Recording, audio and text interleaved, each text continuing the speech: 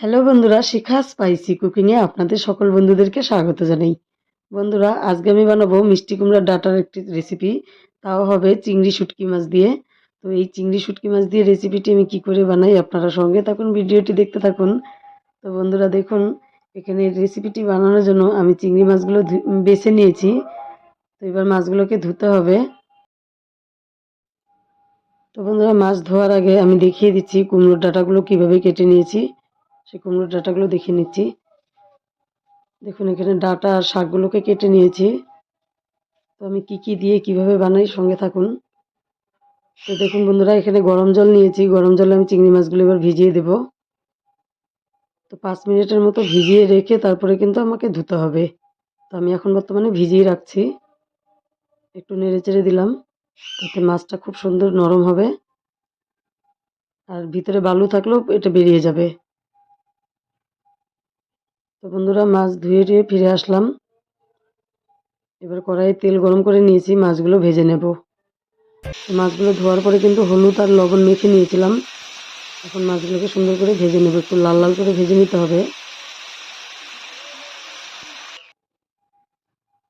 তো লাল লাল করে ভেজে নিয়ে ফিরে আসলাম। এবার আমি মাছগুলোকে একটা পাত্রে তুলে নেব।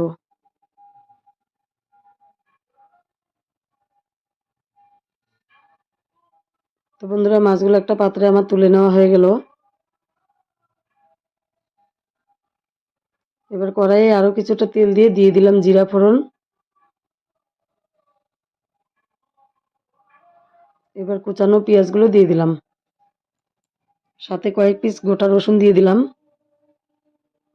মানে রসুনটাকে আপনারা চাইলে কুচিয়ে দিতে পারেন, তো আমি এমনি দিয়ে দিলাম।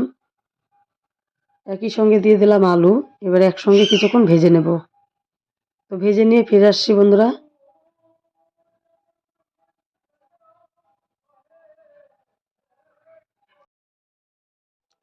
দেখুন বন্ধুরা, আলু আর পেঁয়াজটা খুব সুন্দর করে ভেজে নেওয়া হয়ে গেছে। এতে দিয়ে দিচ্ছি মশলা। তো মশলাতে দিয়ে দিলাম ধনে গুঁড়ো, হলুদ গুঁড়ো আর লবণ। এবার দিয়ে দিচ্ছি জিরা বাটা আর কয়েক পিস কাঁচা লঙ্কা চেরা। তো আমি লঙ্কা আরও দেবো, এতটুকুতে হবে না। এবার নেড়ে চেড়ে কষিয়ে নিচ্ছি।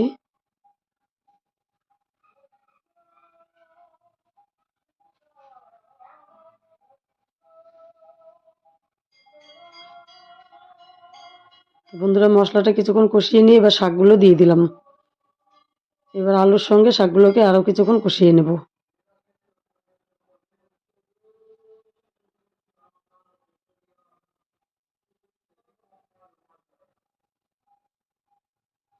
এবার কয়েক পিস গোটা কাঁচা লঙ্কা দিয়ে দিলাম। তো এই জায়গায় আপনারা চাইলে পুরো লঙ্কাটাকেই চিড়ে দিতে পারেন।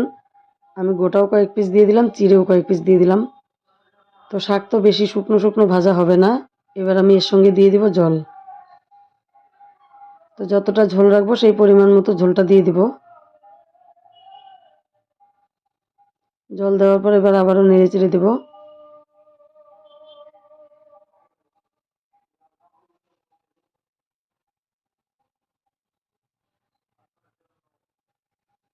এবার একটা থালা দিয়ে ঢেকে রাখবো।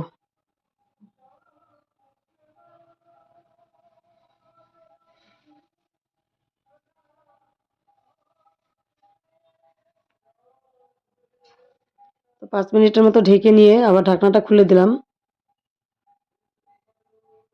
এবার ভেজে রাখা মাছগুলো দিয়ে দেব। মাছগুলো এখন ভালো করে মিশিয়ে নেব।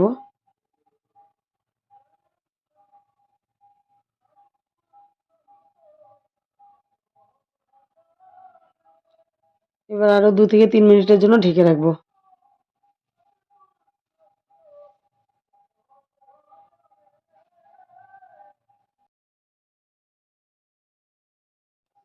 3 মিনিট পর এবার ঢাকনাটাকে খুলে নিচ্ছি।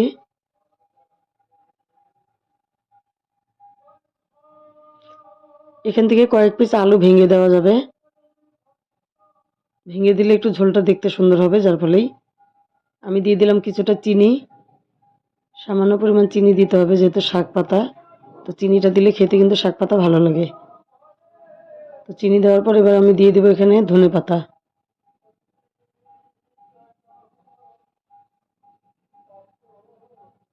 এবার ভালো করে মিশিয়ে নেব। তো এবার কিন্তু আমাদের রান্নাটা পুরোপুরি কমপ্লিট। আপনাদের এই ভিডিওটি দেখে কেমন লাগলো অবশ্যই কমেন্ট করে জানাবেন। আর ভিডিওটি শেষ পর্যন্ত দেখার জন্য অনেক অনেক ধন্যবাদ।